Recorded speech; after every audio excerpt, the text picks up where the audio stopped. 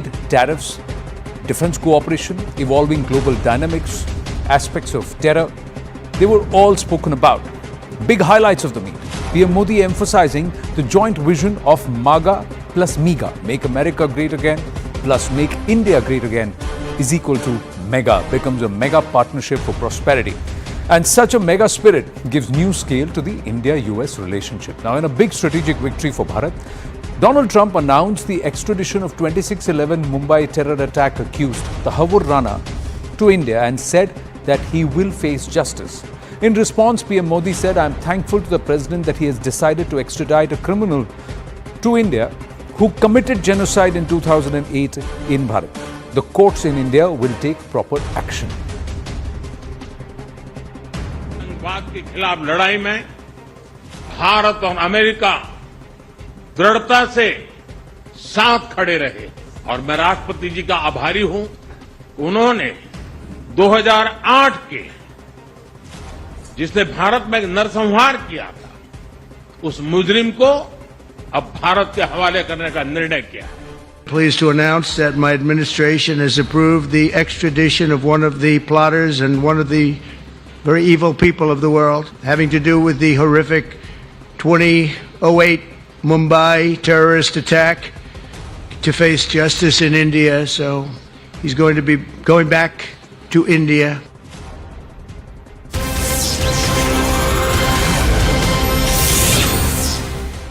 Well, we're going to break this edition of The Right Stand into two different aspects. One is Pakistan and, of course, the terror attacks that emanated from Pakistan.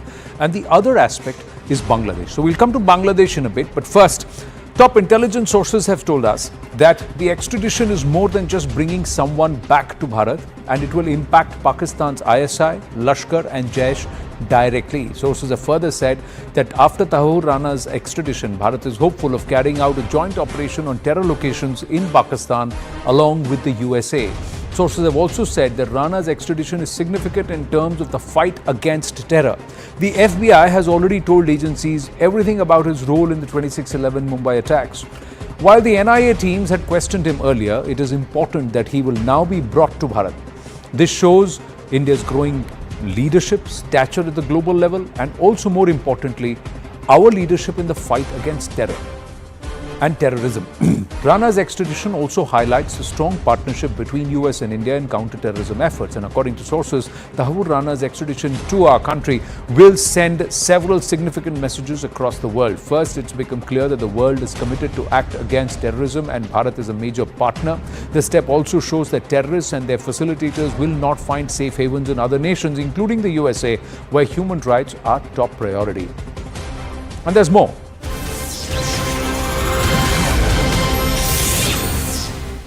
Are we now looking at more extraditions? Is Tahawwur Rana the first of many? President Donald Trump actually hinted, saying that there is a long list of people, sequence of people who have committed crime against Bharat, and we will work on that. We will work on it with India.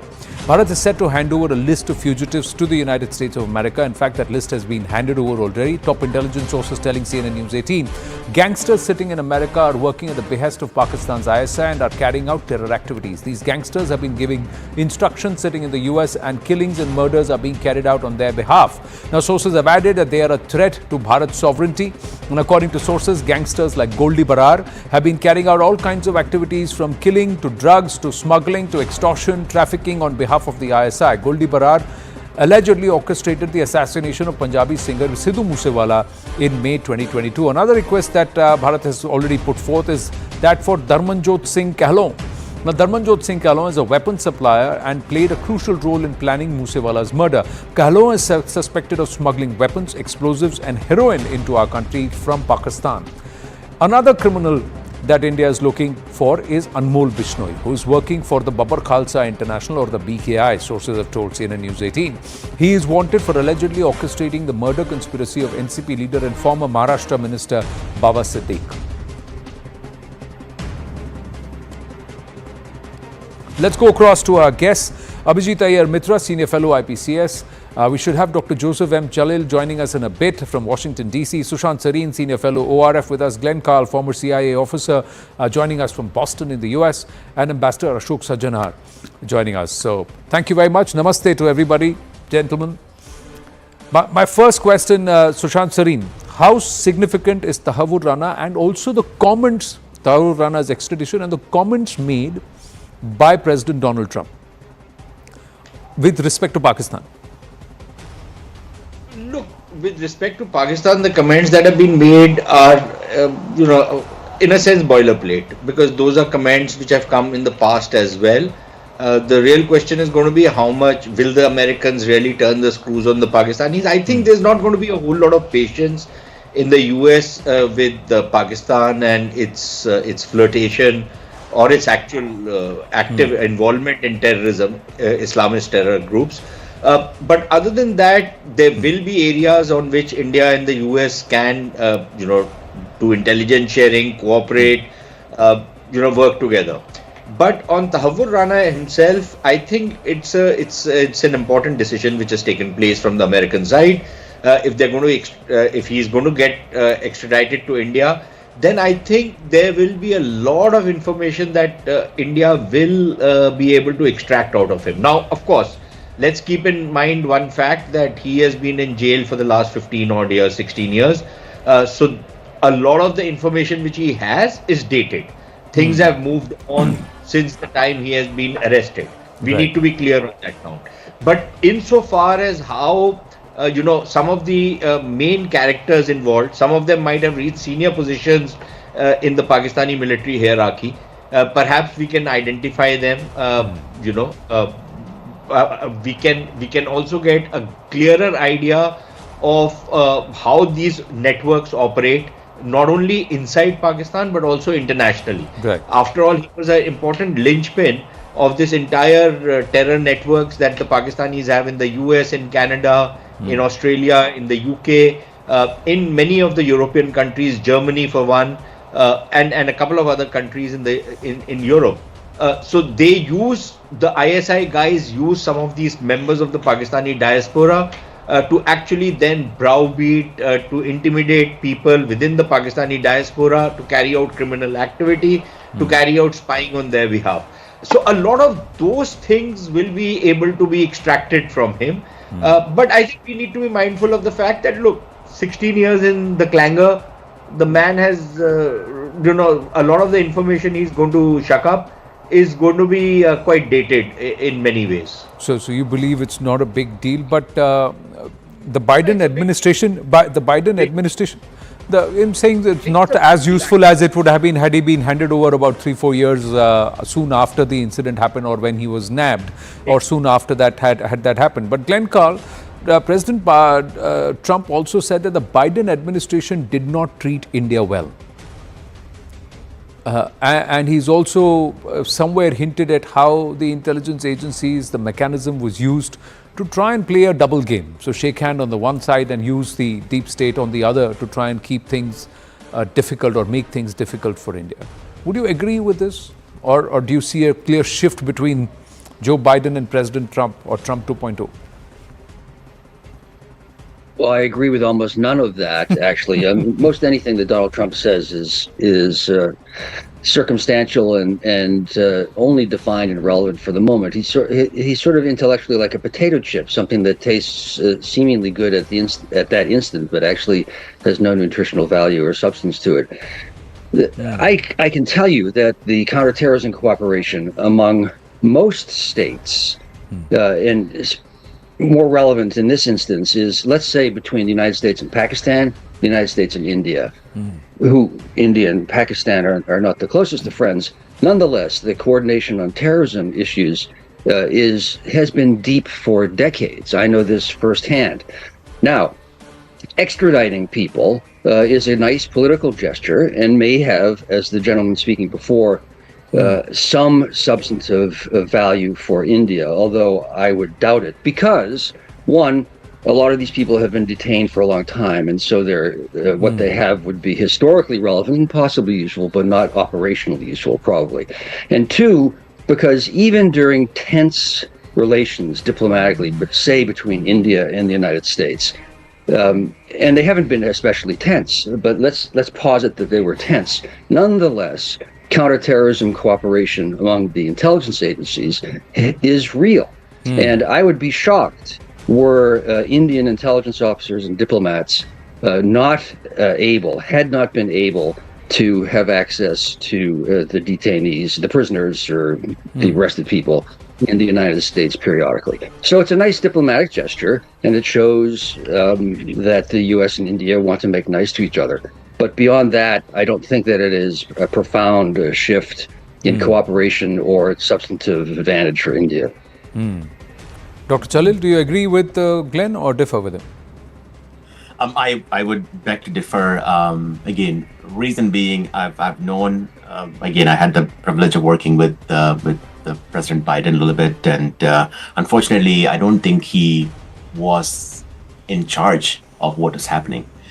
Even some of the meetings where I went to, were supposed to be attended by Vice President Kamala Harris, were chaired by the second gentleman. So the administration has moved away from the president and the vice president to many of the Obama appointees and the so-called deep state. I'm not sure whom you want to call that, but either way, I'm not sure the cooperation was there. The courts approved this extradition, years ago, or why wasn't it done? So this is a political win for India. Again, would the actionable intelligence come from this or not? That's a different question. But it's a deterrent for future. But I'm very optimistic about future extraditions, future collaborations, especially on the seek for justice point of view, and for the people who are hurting Indian diplomats in the USA and people who are threatening American, Indian flights and things like that. There is a thought process which says that a lot of the drug trafficking, human trafficking, and this entire business, heroin especially, emerges from Pakistan, and there is a role that the illegals and also these gangsters and criminals, especially those who are raising the scapegoat, have in ferrying the fentanyl also from Mexico all the way to Canada and back into the US, and it's this logistical trade that earns them the money. So if this crackdown is complete, as we see what's happening at the borders in Mexico and in Canada, and if there is some seriousness, these people will also be clipped. Their wings or their monies will be clipped. The moment their monies are clipped, they won't be able to act like they are. Plus the perhaps so-called tacit, claimed, unclaimed, not confirmed support that they got from federal agencies and some entities, Ambassador Sajanhar. Perhaps that will also now stop under this disposition. Can we be hopeful of that? And would you be encouraged if there are some serious counter-terrorism operations, joint Indo-US ones, where US provides the intelligence, we do the action, and we do some cleanup, some pest control along our LOC and borders? Yeah, thank you very much, Anand. I think, yes, that there is definitely a possibility of that. I think first coming to the points that were made by the earlier two speakers, that, it's nice to do it diplomatically. I don't think it was only a diplomatic sort of an action, because this whole thing went through the legal processes in the United States.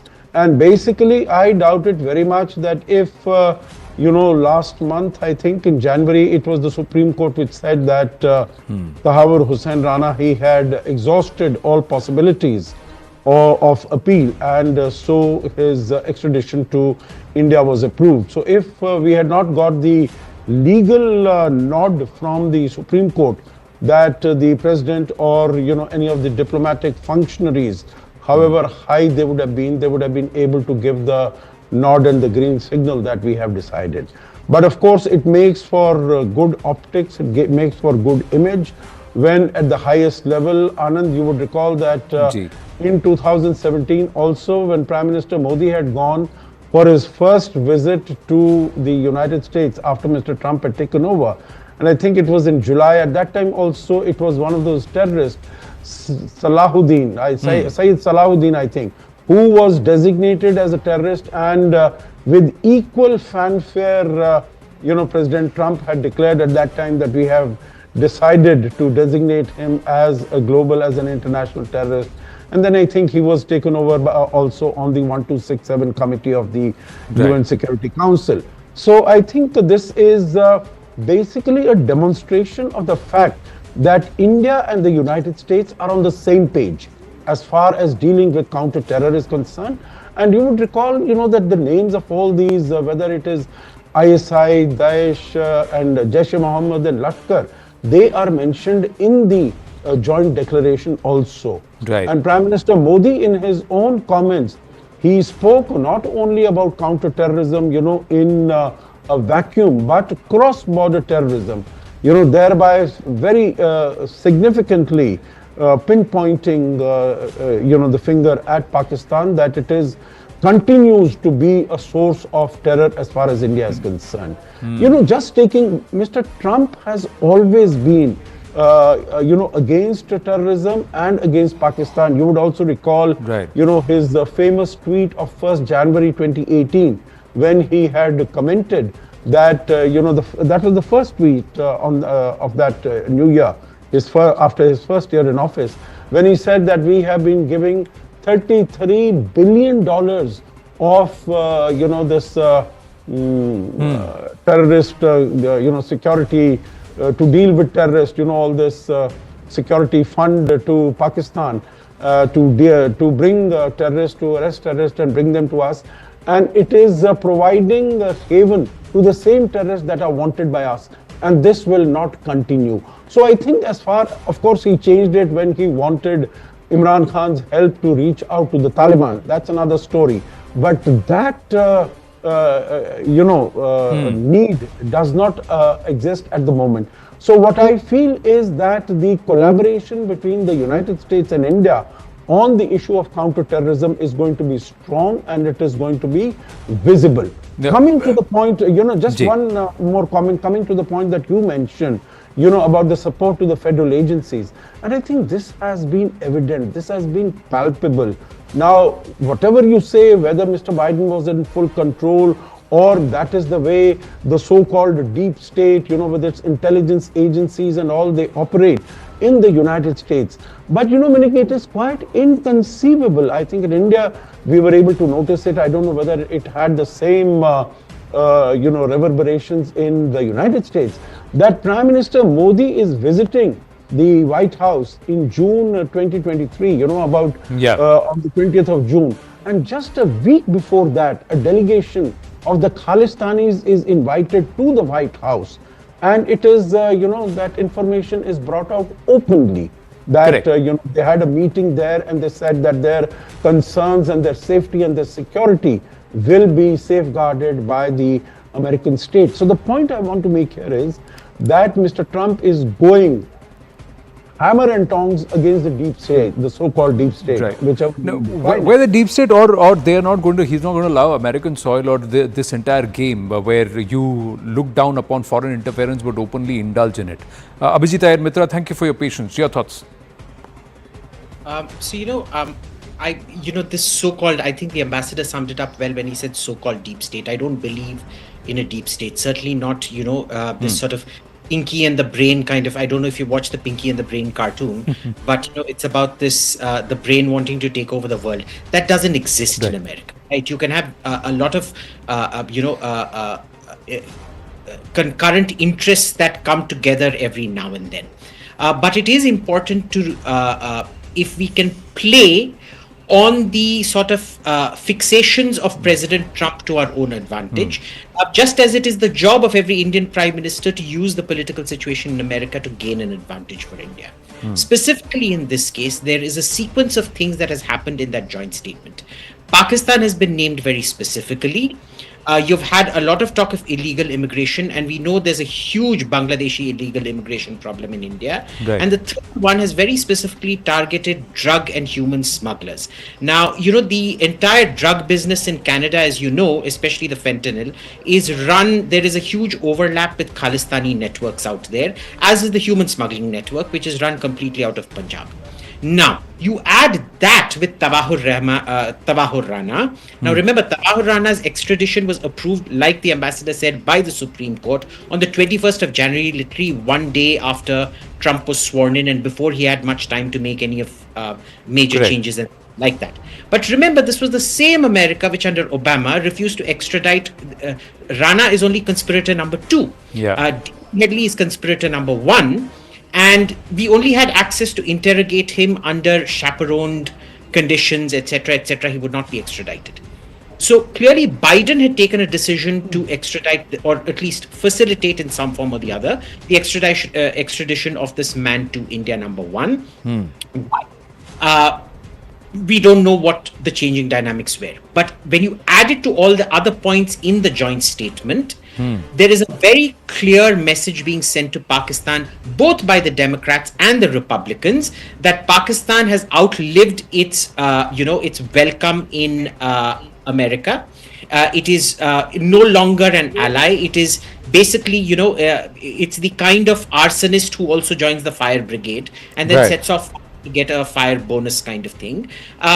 It's a good thing because the confidence of the sort of Pakistani infiltration into America through several bodies, CAIR, for example, the Indian American Muslim Council, which we know has paid Pakistani lobbyists on it, etc., in this particular administration is going to be, it's going to shake them up very, very significantly.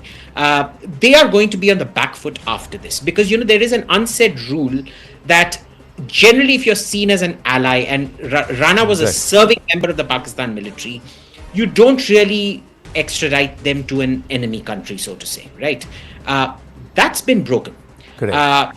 And it's important to point out it was broken under Biden. I mean, I'm very happy for Trump to take credit. I will not deny Trump his credit for it. Why? Because I'm not an American. Indian interests matter to me. The Americans can keep their politics to themselves. Fair point, mate. But the aspect is, along with giving them a shakeout, if they can dry their coffers because they're sitting on huge amounts of money. And also those entities, suppose some of these big corporate entities, the wealthy, who are actually using this money and actually funding, working with the US government as well as it's alleged via US aid and otherwise, to try and destabilize economies and entities, to try and further certain perceived strategic American interests. I think that's going to be another case. Let's talk about that in the neighborhood itself. Let's move to Bangladesh.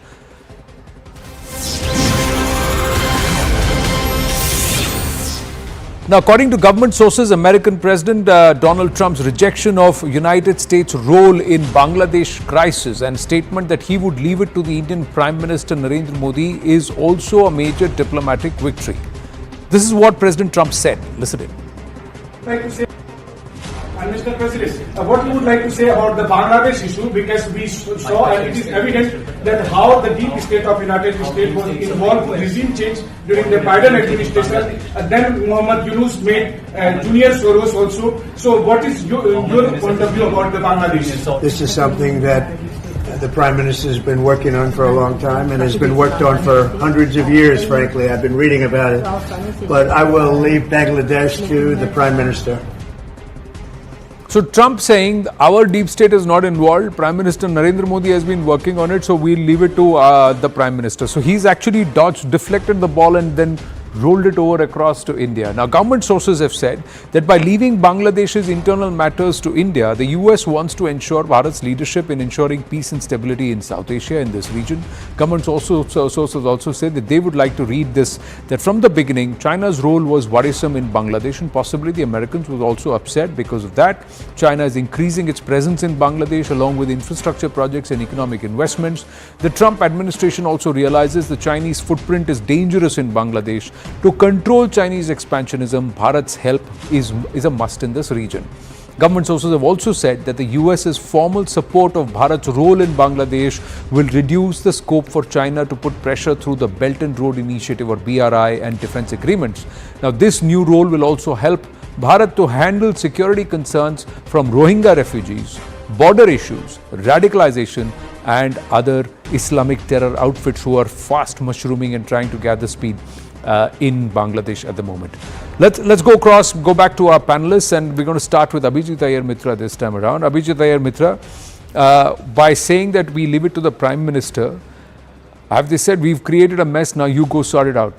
Is that what they're saying? Or are the Americans saying you backed one entity, that means Bharat, that person was engaging with the Chinese, so we've removed that one entity, now sort this out? You're on mute. Can you hear me now? Yes, go ahead, please. Yeah.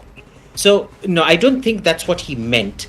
If USA didn't do what it was doing, I suspect they should be charged for treason. I fundamentally believe in chaos theories, and I believe every country should be trying to destabilize every other country, or at least gain advantages, right?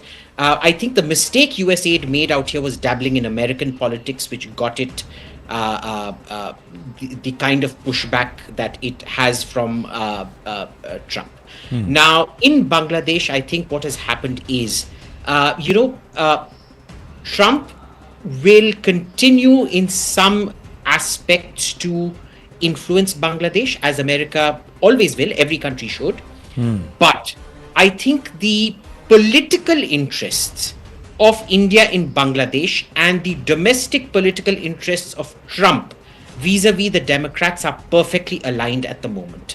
Muhammad Yunus is the classic case of a bureaucrat who is unelected, who's been foisted on, who's refusing to hold elections. And when he holds elections, he has barred the Awami League. I mean, if you're holding elections, then at least if you're absolutely convinced that Sheikh Hasina was this tyrannical dictator, why would you ban her from elections, right? But he is. I think we're going to see a much, much closer alignment of the kind of lockstep kind of agreement that you're going to see between Trump and India in Bangladesh. He's not outsourced it to us, but because they brought up illegal immigration, it is logical to conclude that they had a very in-depth conversation. And here, the Democrats and Republicans are poles apart. The Democrats emphasize the economic benefits of illegal immigrants coming in and the jobs that they do, which Americans don't want to take, which contribute to the American economy. The Republicans tend to focus on the crime and all the illegal networks that set up. And illegality is fungible. A human smuggling network would be used for drug smuggling, weapon smuggling, and things like that. For India, it's a very, very big problem. Smuggling across the Bangladesh border, we know, has actually been a big factor in a whole bunch of illegality happening around here. So it's one of those things where there is kind of this political conjoining which would help you negotiate this particular situation better. But Trump taking a back seat and handing it over he was handing over the question in that particular case to Modi. Not the issue of Bangladesh itself. Bangladesh to India. No. No, not the issue that you sort out this matter and I leave it to you to sort this out. Dr. Chalil, your interpretation of this response and what does that mean? Then can India now strategically say that we are going to sort out our issues with illegals and with Bangladesh and whatever it is foisting here without any American interference? I would agree with that President Trump wasn't giving responsibility of Bangladesh to India. I think what we knew before was that maybe 10, 12 years ago there were money invested in Bangladesh by George Soros and the team and the Open Society, especially into the universities, giving grants, giving scholarships to Rohingyas. So they've started developing these ready for this regime change 10 years ago. The role of USAID was recently being released after we just found out after what Elon Musk did. So one thing we should also know that as Elon Musk and George Soros doesn't get along very well.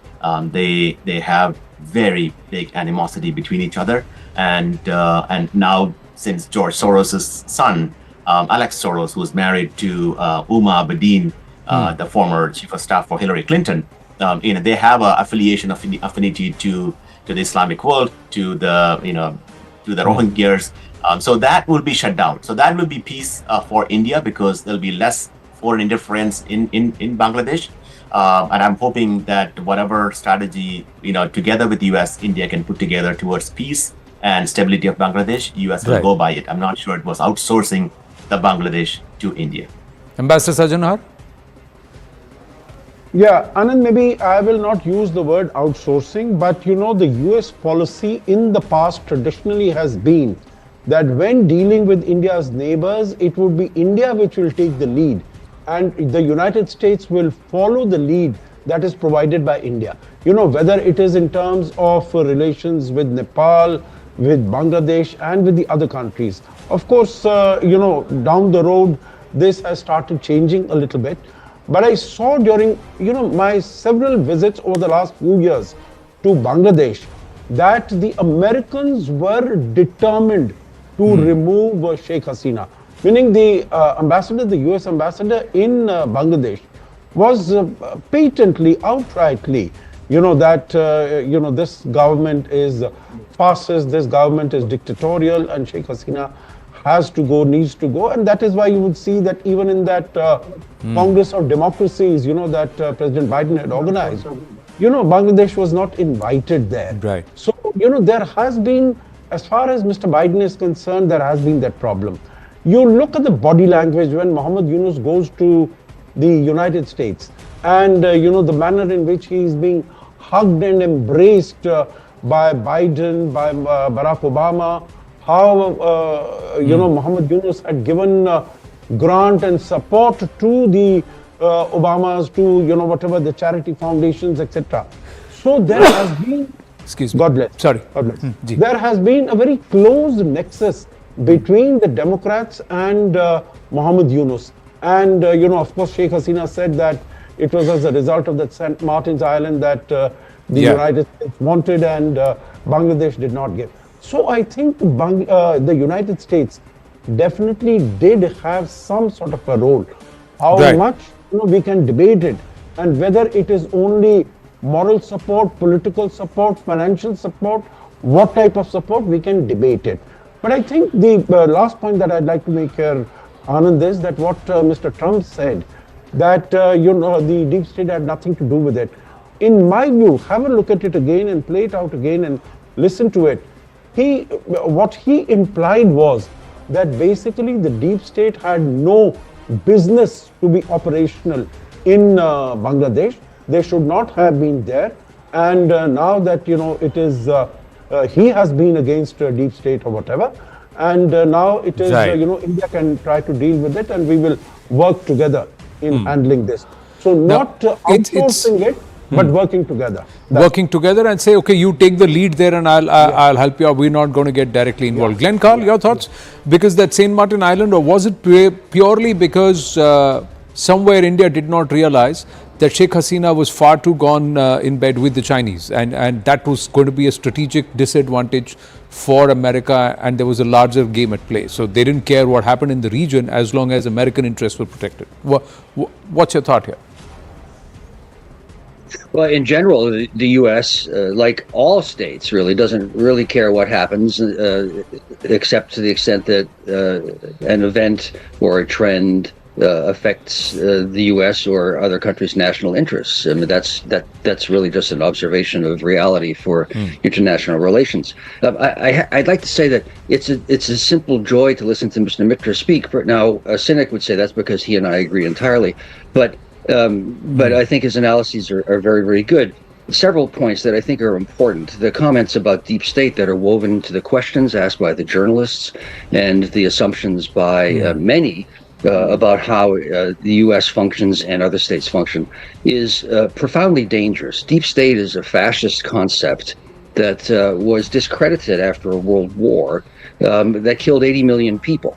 There is no deep state. There are bureaucracies that imperfectly attempt to carry out the decisions by the executive in the U.S. in a still largely democratic system. So that's an important point. It's not splitting hairs in a graduate school seminar. There is no deep state. And that leads us to USAID and the criticisms of USAID undermining various American policies because it's just deep state action. That's worse than nonsense. That's insidious and dangerous. It is not true. What happens is that the USAID does promote, in addition to economic development and social development, broadly speaking, democratic norms or practices, trying to inculcate that. Now, a lot of authoritarian leaders don't like that because that they view undermines and challenges their power. That's what USAID has done. It is not an arm of the deep state, and it is certainly not a branch or an agent or a tool of the U.S. intelligence agencies. Absolutely not. Okay. Anyone in the CIA who associates with AID people will be fired. It does not happen. It is illegal. Now, with regard to Bangladesh, it's important to understand that the U.S. doesn't care except what China is up to. And so it was an easy one for or Trump to have because one, he knows essentially nothing and doesn't care anything about Bangladesh. Right. And it's not a vital interest right now, except with regard to what China is up to. So to defer to the Prime Minister and to India is easy because it passes off something he doesn't know about and that at present the U.S. doesn't especially care about. Right. That's what's happening there. But the deep state point is fundamental. It's vital that we stop everywhere, in particular in India and now progressively in the United States, accepting that there is such a phenomenon. There is not. Okay, there are many who would disagree with you. There are many who would agree with you, Glenn Carl. So we need to have a separate conversation on this, and I'm going to call you in advance and say that we need to have this. So Dr. Chalil, I'm sure, Sushant Sareen, I'm sure we want to jump in there, and we'll have a good engaging conversation. But I'm running out of time, so Sushant Sareen, finally to you. You know, is somewhere Bharat in this entire scheme of things with Bangladesh guilty of what our scriptures talk about Sarpa Drishti and Garud Drishti? That means snake vision and eagle vision. Eagle vision is you have far-sightedness. Snake vision is short-sightedness. Are we in this mess and are we seeing this all around? Because we have perhaps been a little short-sighted with respect to Bangladesh. I think, Anand, some of it is of our own making. Frankly speaking, we all know that Bangladesh is very important for India, very important for India's security, just as India is for Bangladesh, incidentally. Bangladeshi yahoos seem to forget that India surrounds them on three sides. And there is sea on the other side and one small outlet for them to go into Myanmar, if that's where they want to go, which I don't think they want to. Number two, I think it's important to clarify this whole business that Sheikh Hasina was leaning too much in favor of the Chinese. I think it's bunkum. Had a relationship with the Chinese. The Chinese were coming and investing in this thing. But look, like any leader would do, she was trying to balance various contending players. Right. There was nothing really overtly hostile against India which was happening. Even covertly, nothing really major happening. If something was happening, it was also partly our fault. And finally, I think, Anand, it's important to realize, as Ambassador Sajjanar is saying that, the Americans had this policy that, okay, fine, India's neighborhood is India can take the lead and we will follow India's lead. But has India taken the lead? And how have we taken the lead? So I think that is a question we need to ask ourselves. It's very easy to talk about the American deep state, USA. Yeah, they must have done all what the Americans are infamous for doing, their dirty trick department and all of that. Yes, let me accept that all of that has happened. But when you say that India needs to deal with Bangladesh, what do you mean by it? When you say that we have to deal with Bangladesh, what exactly are we talking about? What are the instruments we have? What are the tools we will use? What are the leverages we will exercise? How are we going to play this game? Do we have our assets on the ground who will be able to ensure that no government in Bangladesh can do things? Bangladeshis are free to have whatever government they want, but nobody who comes to power in Bangladesh can dare to do something which hurts India's interest. Can we do it in Nepal? Can we do it, goddamn it, in Maldives? Or are we saying that, okay, fine, one fine day the people in Maldives will realize that India is a benign player, so they will come and they will talk to us. The same thing will happen in Bangladesh one fine day. Is that our foreign policy? Is that our security policy in the neighborhood? Is that what we call neighborhood first? Let's hope. Because if that's what it is, then boss, seriously, let's hope that there is a serious rethink and revisit, that there is no harm that we will do in terms of quote unquote foreign interference. We should be doing harm. But we will ensure that there is no harm that is done by these entities. I'm just saying from a perspective of regional stability and our protecting our own interests, we will not destabilize other nations, but we will not allow them to destabilize us or the security in this region is a starting point. Now I know there are yes.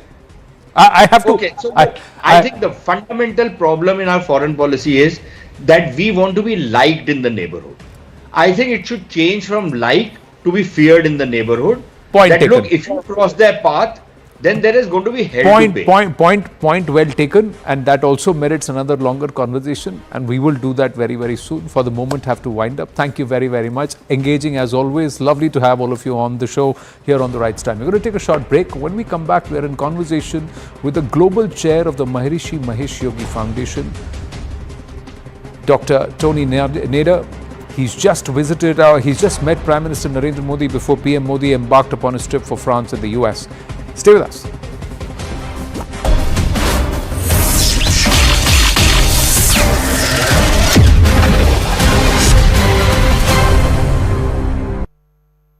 Rise above. Your Excellency, राष्ट्रपति Trump, President Trump, दोनों देशों के delegates, delegates of both countries, media के साथियों, friends from the media, नमस्कार. Namaskar. सबसे पहले I would like to, first of all, राष्ट्रपति ट्रम्प को express मेरे शानदार my स्वागत heartfelt और gratitude आतिथ्य सत्कार के to लिए my dear friend President Hardik Trump आभार व्यक्त for करता the हूं. grand welcome and hospitality राष्ट्रपति accorded to ट्रम्प me. ने President Trump's भारत और अमेरिका leadership संबंधों को has been अपने नेतृत्व instrumental in nurturing India-US ties जीवन and making them vibrant. जिस उत्साह से I could उनकी feel पहली today टर्म में the same enthusiasm, वही उमंग, the same enthusiasm, the वही same ऊर्जा energy, the same और commitment वही प्रतिबद्धता that we had worked with मैंने during आज our भी first महसूस term. की है. आज की चर्चाओं में Our discussions today उनके पहले टर्म में highlighted हमारी उपलब्धियों का our Santosh pride in our accomplishments during his first गहरे term, आपसी the विश्वास deep का mutual trust सेतु था. that we share, साथ ही and नए लक्ष्यों को also प्राप्त the करने का resolve to attain संकल्प भी new था. goals. हम मानते हैं, मैंने आज भी महसूस की है. आज की चर्चाओं में उनके पहले टर्म में हमारी उपलब्धियों का संतोष और गहरे आपसी विश्वास का सेतु था. साथ ही नए लक्ष्यों को प्राप्त करने का संकल्प भी था. हम मानते हैं कि भारत और अमेरिका का साथ और सहयोग एक बेहतर विश्व को शेप कर सकता है. फ्रेंड्स, अमेरिका के लोग राष्ट्रपति ट्रंप के motto make America great again यानी मागा से परिचित है. भारत के लोग भी विरासत और विकास की पटरी पर विकसित भारत 2047 के दृढ़ संकल्प को लेकर तेज गति शक्ति से विकास की ओर अग्रसर है. अमेरिका की भाषा में कहूं तो विकसित भारत का मतलब मेक इंडिया ग्रेट अगेन यानी मिगा. जब अमेरिका और भारत साथ मिलकर काम करते हैं यानी मागा प्लस मिगा, तब बन जाता है मेगा पार्टनरशिप फॉर प्रॉस्पेरिटी. और यही मेगा स्पिरिट हमारे लक्ष्यों को नया स्केल और स्कोप देती है.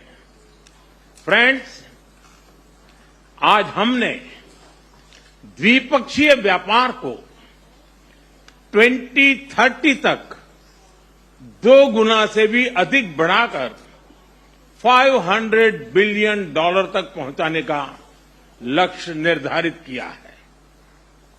हमारी टीमें एक पारस्परिक लाभकारी ट्रेड एग्रीमेंट को शीघ्र संपन्न करने पर काम करेगी। भारत की ऊर्जा सुरक्षा सुनिश्चित करने में हम ऑयल तथा गैस ट्रेड को बल देंगे। ऊर्जा इंफ्रास्ट्रक्चर में निवेश भी बढ़ेगा। न्यूक्लियर एनर्जी क्षेत्र में हमने स्मॉल मॉड्यूलर रिएक्टर्स की दिशा में सहयोग बढ़ाने पर भी बात की। फ्रेंड्स, भारत की डिफेंस प्रिपेयर्डनेस में अमेरिका की महत्वपूर्ण भूमिका है। स्ट्रैटेजिक और trusted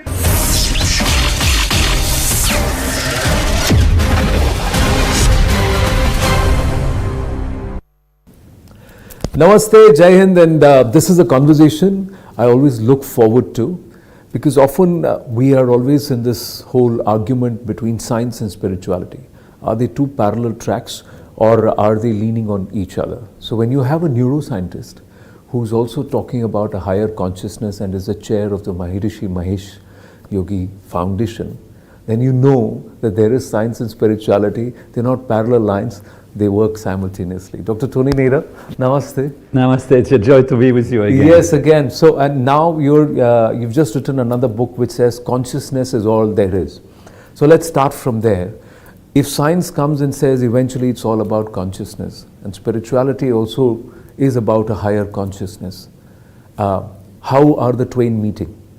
Explain this to us. Reality is one, ultimately. We cannot be two realities, but we approach it from different angles, different perspectives. There are two things in science that people forget about. There is the scientific method, which is very reliable, repeatable, controlled studies, logical. And there is creeping into the scientific method a dogma, a belief, which is based on non-scientific factors. And that belief is that everything starts with some energy and develops, and that consciousness emerges later in the process.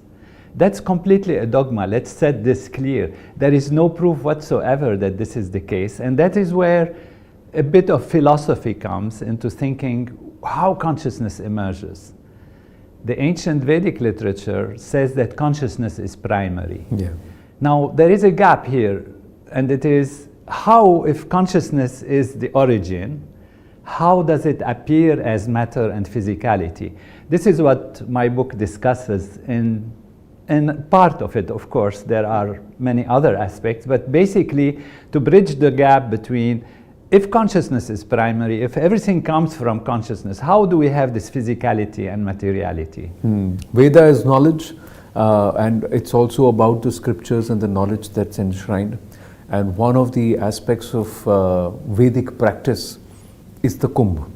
So you were at the Kumbh. This is a Mahakumbh, 144 years, planetary alignments. Again, there is science in this whole alignment, why it's special, and constellation alignments. How was your experience at Kumbh?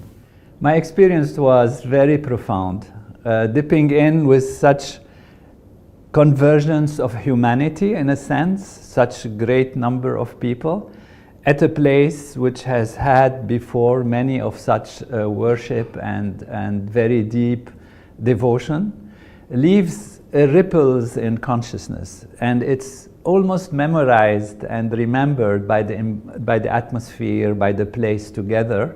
Because when you say that consciousness is primary, and in fact consciousness is all there is, it's all a manifestation of consciousness.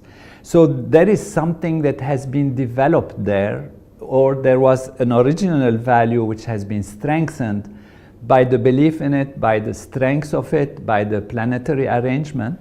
And so when you come there, there is a moment of ecstasy, a moment of wholeness, a moment of unity. Yeah, I felt it. Yes, exactly. You dip down, it's like almost I go beyond the surface of reality and I am one with all of you, and you come out in a unity consciousness state.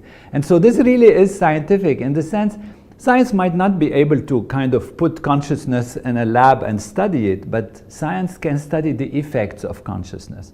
We can study what happens when you develop your consciousness, what happens when you transcend, what happens when you do such a thing. And the studies have shown that there is tremendous development in well-being, in wholeness, in behavior, in acceptance, in tolerance. And that is what we see beautifully in Bharat, in the great India.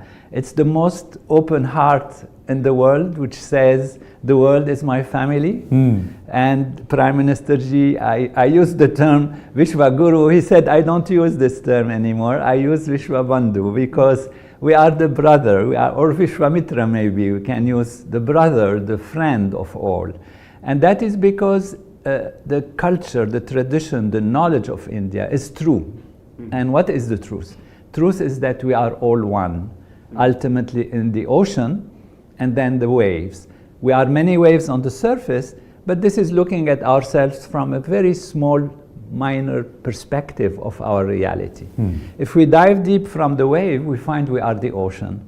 And if we are the ocean, we are one with everyone. True. And that's what you feel at the Kumbh.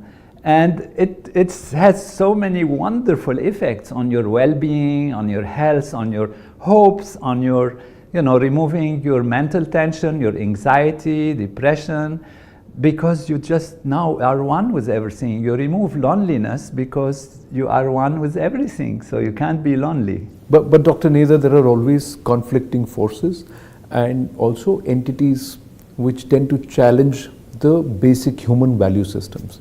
So you talked about Bharat, and Bharat has a family value system. There is a certain respect. There are certain boundaries of morality and certain domains where people will not cross. But in today's day and age, we see influences which make abuse, even in terms of comedy, very stylish, or they believe this is what I need to do to draw viewers in. And then there are no boundaries. This entire aspect of freedom of speech also tends to work where many feel it dilutes our core value systems.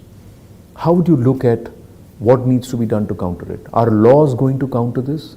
Or is parenting and perhaps reinstilling those value systems going to counter it? Because these forces are also popular and they have the ability to influence minds. So they can also corrupt an entire generation. So I want your thoughts there. If I had to answer in 2-3 words, I would say Satyameva Jayati, which means truth always triumphs. And people try to mess up and have different ideas, and there is some randomness and some chaos that can come, that can disrupt it. But ultimately, with time, that which is true will always be the winner. It will overcome the challenges. And what we need to do is experience the self. And by experiencing it, you know from first hand what is guiding you towards the right path. People think that we have to impose law, but law can come naturally when one is aligned with the self. So in yoga there is yam, niyam, asanas, pranayam, pratyahar, dhara, dhyan, samadhi. Yeah. If you transcend, yam and niyam will become naturally evolved, because this system of going back to the self awakens within you that which is true. If you try to impose on people ideas as being dogma again, and that is how it should be, and there is no logic that they can understand, for example, in the Veda, in the Vedic literature, that are things that today are challenging. For example, you have people with 10 heads, you have 4 arms, you do this, you do that, and it sounds magical and unusual, and so the young people are threatened or challenged by their friends who are more down to earth on the right things. And then they will think, well, I'm embarrassed to say and to accept those things. But when you find that those even are scientific, that Veda and the Vedic personalities, the Vedic Devata, the Vedic realities are within us. And they are laws of nature, as Maharishi Mahesh Yogi has explained to us, has taught me personally and all, the world, that actually all of these are expressions of laws of nature in a more complex, sophisticated way. Tell us a little about the Ramayana University. I believe you were in Ayodhya also. So you come to Bharat and then you're everywhere, you know, at all the spiritual hubs. So what were you doing in Ayodhya? Yeah, when I'm in India, in Bharat, I want to be everywhere because everywhere there is something to learn, something to experience. It's wonderful. So Ayodhya is a great place. It was Maharishi's desire that a university would be there and that would teach Ramayana in a scientific way. Before you complete, do you feel that place has changed? Do you feel the energies there have changed? Absolutely. Ever since the temple and Pran Pratishtha, do you believe there is a different vibe? Absolutely, absolutely. There is a freedom, a liberation, an enlivenment of consciousness, and more is coming as the temple is getting bigger and more completed. We went there and we, Ram Lala, we paid our homage and great experience. And the university is absolutely guided towards showing that all aspects of the Ramayana are science. They are science of life, science of living, science even of physiology, and that all the characters and the dynamics that happen in the Ramayana are actually the dynamics of our own human evolution. So for example, at the end of the Ramayana there is Ram Raj that gets established. How does it happen in our physiology? Ram Raj for our body and mind is enlightenment, moksha, liberation. And so I have done research on this as Ramayana. You have your book, Ramayana and Human Physiology, yes. Yeah, this one. Yes. And it actually shows where Sita is, where Ram is, why they interact like this, what are the dynamics that happen, where every rishi is in our body, even rivers, lakes, whatever Ram encounters in his past, they are all part of our human dynamics and human physiology. Final question, Bharat, you travel the world. Do you believe this is, many say this is the century of Bharat. Prime Minister has put in a vision where we can, in the next 20-25 years, hope to be a developed nation. But everybody looks at development differently. So the Prime Minister's vision is that we have to be true to our culture, become the Vishwa Bandhu, as he said, Vishwamitra, and be a beacon for spirituality and spiritual solace. But do you see Bharat having that potential? The current Bharat around you, the people you meet, and you've been coming here for decades. So that's why I'm asking you, is there really, are we on the cusp? Is this our Jambavan Hanuman moment in our civilization? With the blessings of Shri Narendra Modi ji, I think it is happening. It's really beautiful to see Ram coming back.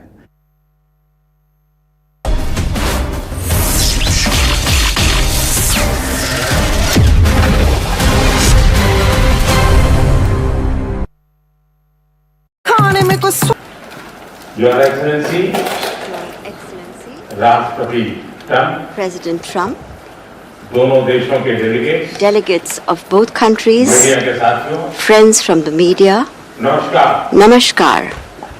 सबसे पहले I would like to, first of all, राष्ट्रपति Trump को express मेरे शानदार my स्वागत heartfelt और gratitude आतिथ्य सत्कार के to लिए my dear friend President Hardik Trump आभार व्यक्त for करता the हूं। grand welcome and hospitality राष्ट्रपति accorded to ट्रंप me. ने President Trump's भारत और अमेरिका leadership संबंधों को has been अपने नेतृत्व instrumental in nurturing India-US ties जीवन का and making them vibrant. जिस उत्साह से I could उनकी feel पहली today टर्म में the same enthusiasm, the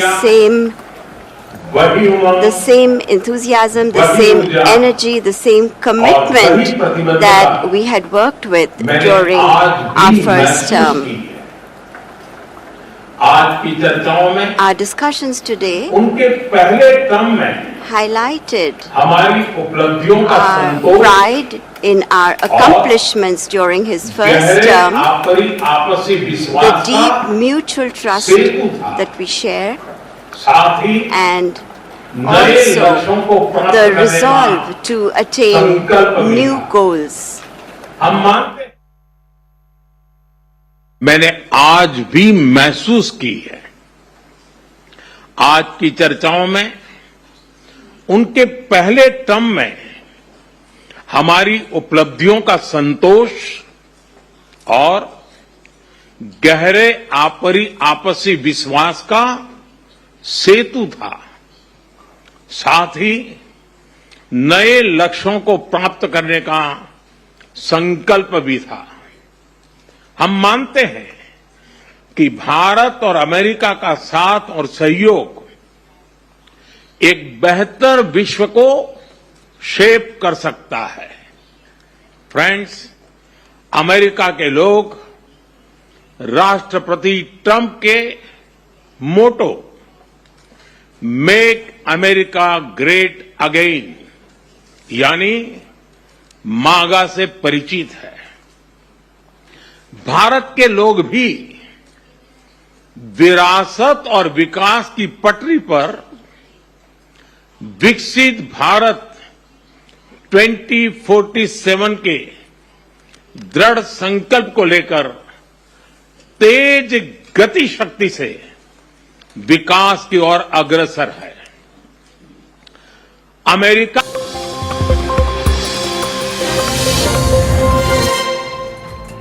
Good evening, this is Brastax. I'm Zaka Jacob. It is the day after the big Modi-Trump meeting at the White House. There's been a lot of common ground that's been achieved by both principals, both leaders. There are some niggling issues as well, which will need some sorting. Lots of defense and strategic cooperation, cooperation on AI, cooperation on cutting-edge new technologies. All of this has been promised. India, of course, has promised to buy more American oil and American weapons. Two things that President Trump had mentioned, not just yesterday when they met at the White House, but even after the phone call back in January.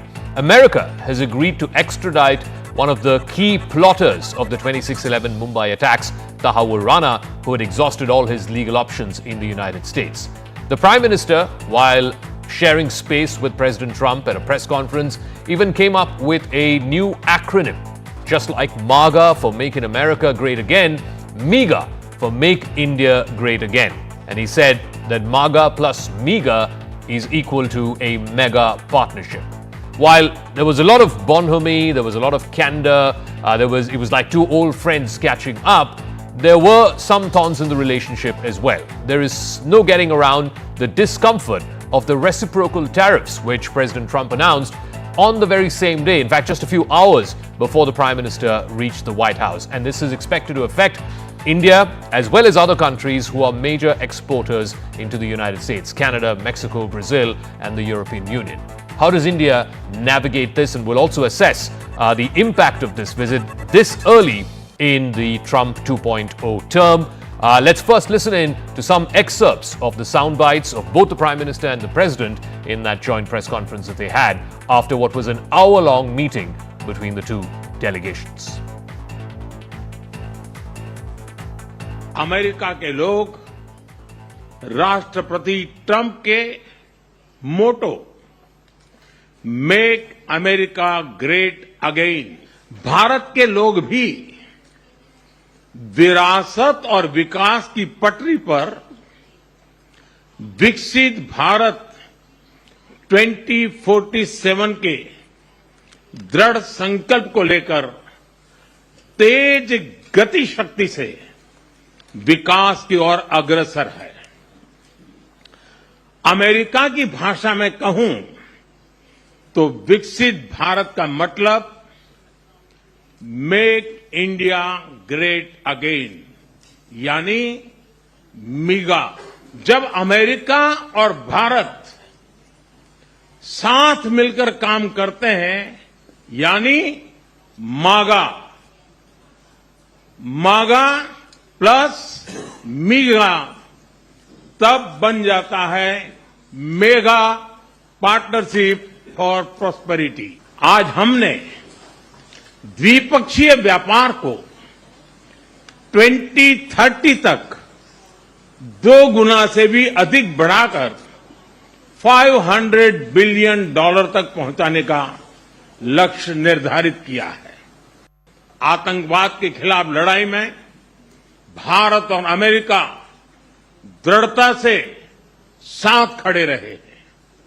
हम सहमत हैं कि सीमा पार आतंकवाद के उन्मूलन के लिए ठोस कार्रवाई आवश्यक है। ये ह्यूमन ट्रैफिकिंग में जुड़े हुए पूरे इकोसिस्टम पर हमने वार करना चाहिए और अमेरिका और भारत मिल करके हमारी कोशिश है और हमारी कोशिश रहनी चाहिए कि इस प्रकार की पूरी इकोसिस्टम को हमें जड़ मूल से नष्ट करना चाहिए ताकि ह्यूमन ट्रैफिकिंग बंद हो.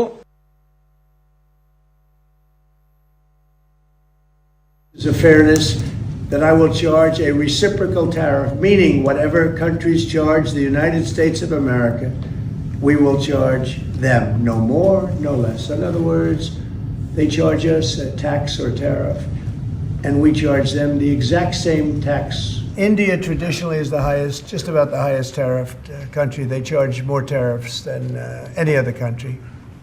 And, I mean, we'll be talking about that, but again, whatever they charge us, we're charging them. So it works out very well. It's a beautiful, simple system.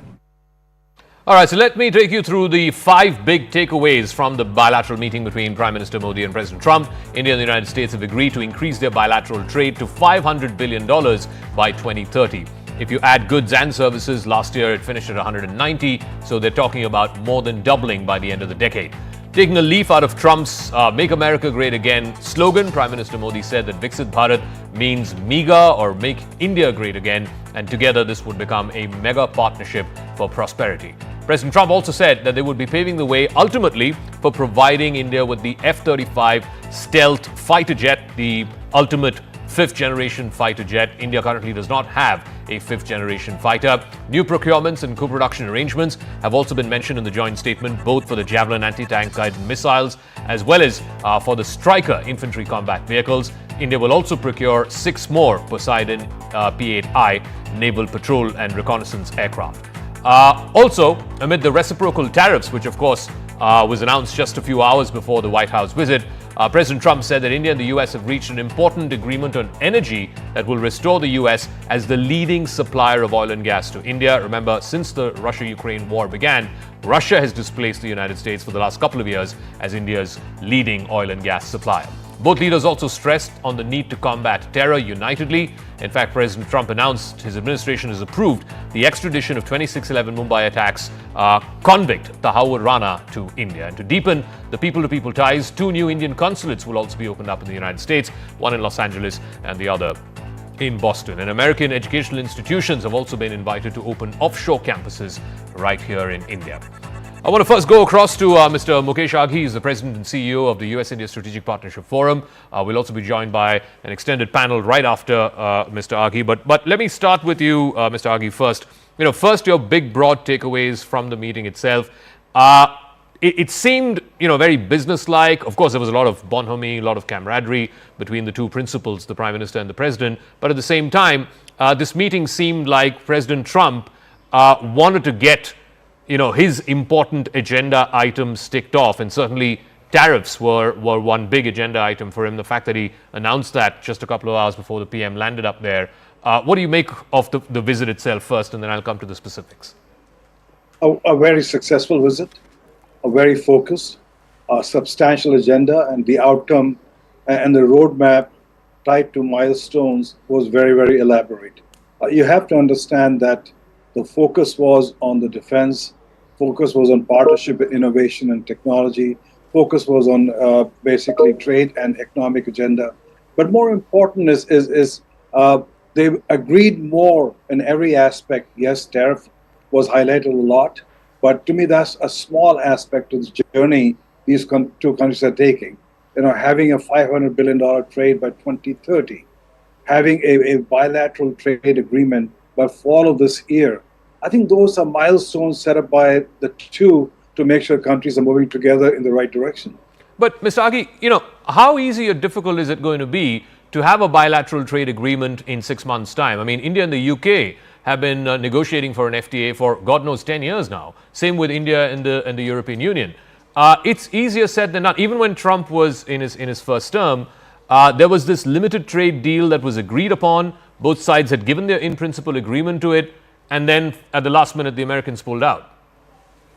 It's possible, Zaka. When you look at, pick up the old mini-trade deal, which was done between Trump administration and Modi administration, and start from that.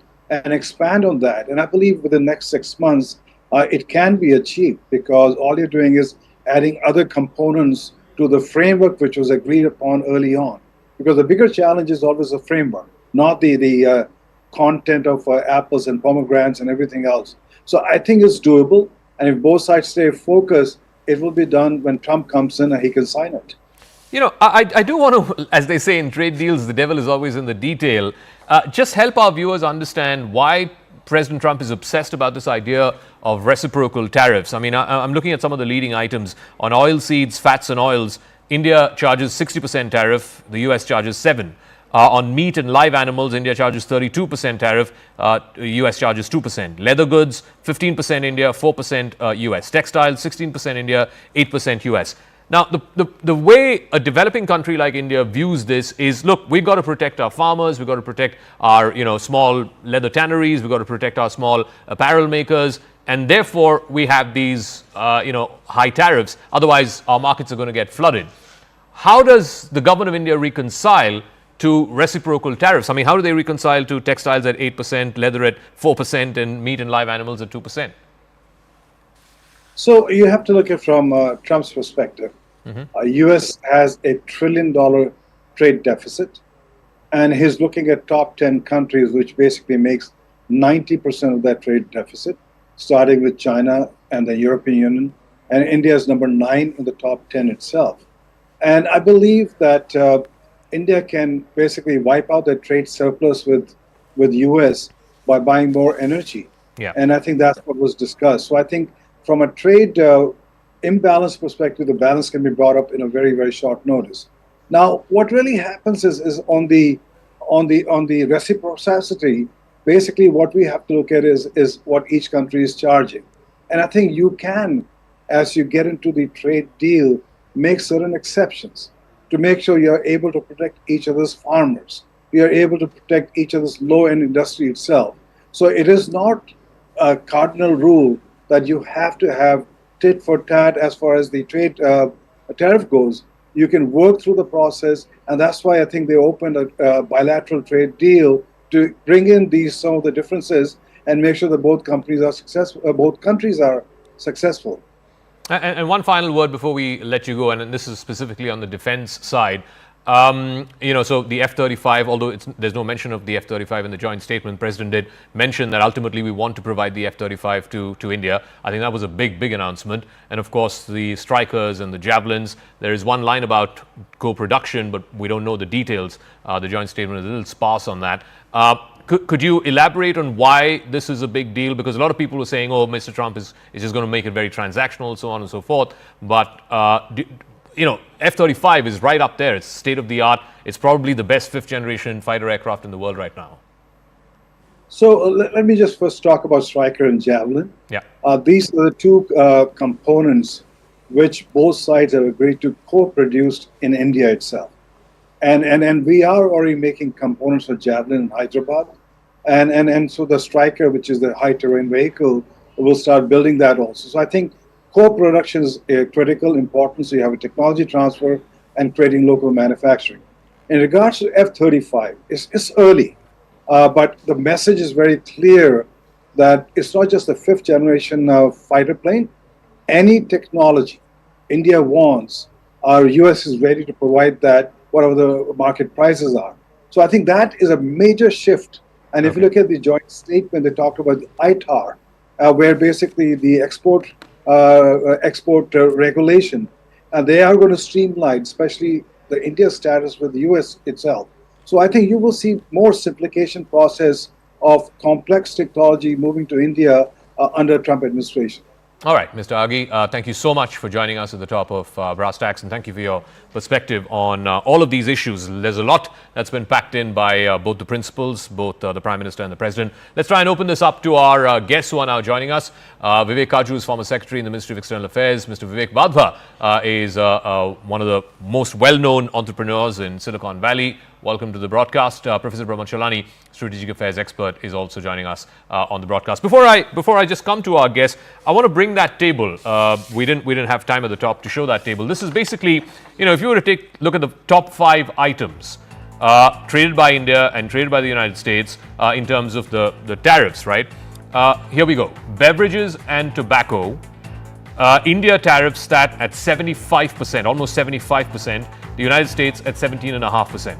Oilseeds, fats and oil, 60% India, 7.1% the United States. That's a differential of 53%. So it's 53% costlier to buy oilseeds, fats or oils here in India if it's something that's imported from the United States, and it's 53% cheaper to buy Indian oil in the United States. Same's the case with meat and live animals. 32% is the tariff that India charges. The United States 2%. There's a differential of 30%. Now, here's the thing. The Indian government's contention, and this is true for most developing countries, is we have farmers to protect. I mean, if we're going to import US meat and US live animals at 2% duty, why would people buy Indian meat and Indian produce? That's why you have the high tariff. Similarly with leather, again, a lot of leather is produced by these small tannery units. You drive down from Noida, where we are, towards Lucknow, all the way up, Kanpur, and all of those places have these tanneries. India charges 15% tariffs on imported leather. The tariff by the US is 4%. Textiles, 16% tariffs by India, 8% by the United States. So if you were to balance it out, then the fear is that there would be, tons of these imported commodities being dumped into India, because India is a huge market. So that's the concern. Let me now open this up. Let's ask Professor Kaju this first. Ambassador Kaju this first. Mr. Trump has made it very clear. Reciprocity, what you charge as tariff, we will charge as tariff.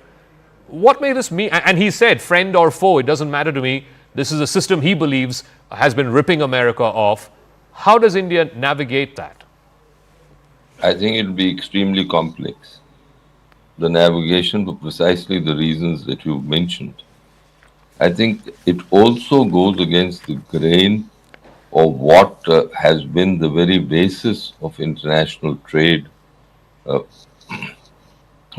for the last 6 to 7 decades, that developing countries have special needs. They have sections of their populations to protect, especially in agriculture, textiles, and these are areas with very large employments. And India is the world's largest country by population, and therefore, I think President Trump has shown a remarkable degree of insensitivity, I'm sorry to use the word, on this issue. But I think it's also part of his persona. Let's face it, he is not a traditional political leader. He has a constituency which has supported him to make this remarkable political journey, which has seen him back in the White House, and he has those people's interests and to protect. Okay. And he has to show that to the to his people, to his supporters, that he is playing the game by the rules that they would like him to play by. So I think we are heading into a very difficult time, especially on trade. On other issues, on strategic issues, again. Yeah, I'll just come to that, Ambassador Kaju. We have time on the show, so I'll come to the strategic part in just 1 second. Let me get Mr. Wadhwa and Professor Chalani also to weigh in on the trade part, because I think that is fundamentally the headline. And it's not India specific, Mr. Wadhwa. This is for every country. It's for China, it's for Canada, it's for Mexico, friend and foe alike, as the President said. The United States is going to charge reciprocal tariffs for every item that's going to come through. Now, here's perhaps the silver lining, and that is there is a period between now and April 1 for individual countries to try and negotiate with the United States. There's also, in the case of India, as was announced by both the leaders yesterday, time till fall. So let's say till September of this year, when President Trump has to come to India for the Quad Summit, time to agree upon a bilateral trade deal. I asked Mr. Aghi this. I mean, trade deals take years. India has been negotiating with the UK for close to a decade, I think now, on an FTA. How can you find common ground for even a limited trade deal in 6 months. Is it possible? And can India use that carrot to negate the stick of these reciprocal tariffs? Dhaka, what I would say is two things. Number one, maybe reducing the tariffs in India is a good thing because Indian industry needs to compete. Yes, the farmers might need some protection, but American goods aren't that cheap anyway. And it's time to get beyond the days of socialism when everything in India was closed and protected and government 5-year plans and all this nonsense which held India back. So it may actually be doing India a favor by getting it to rip down its barriers, its regulations, and